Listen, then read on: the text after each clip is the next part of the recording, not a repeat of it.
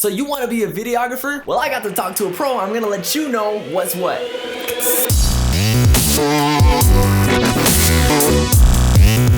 The first question that I asked was one that everybody kind of wants to know when they enter into a field of occupation, especially this one. I want to make videos. How much money is I'm gonna get? According to payscale.com, the average salary for a videographer is just a little above $40,000. I talked to Shane Bennett, a good friend of mine who's a videographer for Showtime Network, a freelance video editor and pro photographer. He says that in order to start off in this field and make a living, you have to have what he calls a side hustle. In other words, a job on the side that you can use for extra cash and also to show people in the industry how well-rounded you are. Photography is a big part of what you can do as a videographer. If you're a photographer on the side, you can earn an upwards of about $40,000 extra dollars tacked onto the $40,000 that you made as a videographer, which gives you about $80,000 in median salary, which if you think about, isn't that bad. Shane started his own skate apparel company in his late teens while simultaneously working as a music producer for a local label. He worked his way up from there. Most of us are college students trying to find a job right out of college, which leads me to requirements. It's recommended that you have a degree in the business field or the communications field, which pretty much goes without saying. You gotta have a head of knowledge to know what's going on in the moment to stay ahead of the game. You have to be a team player. If you're trying to ride solo in the video production career, chances are you're gonna fail. There's just so much that goes into video production that a one-man wrecking team couldn't pull it off and make a decent living off of it. Eventually, you'd have to work with somebody. Lastly, Shane advises that you have to stand out. Everybody wants to be a part of the film world. Everybody got what it takes. But there are just so many people who are doing the same exact thing as the next guy at the same level as the next guy. So in other words, craft your skill. Become better than the next guy. Next is pros and cons. Y'all want the good news first or the bad news?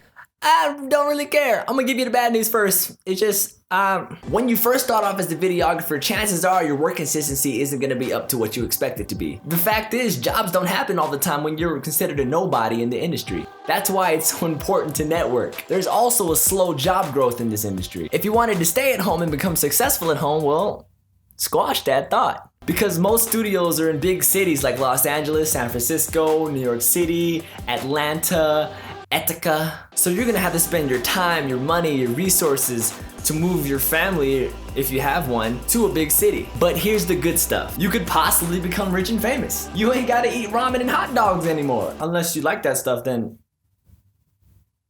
you'll have a potential mean salary of about $90,300 in about 3 to 5 years of working in that industry, which is pretty good. And truth is, it's relatively not that hard to do. Try it out if you want to.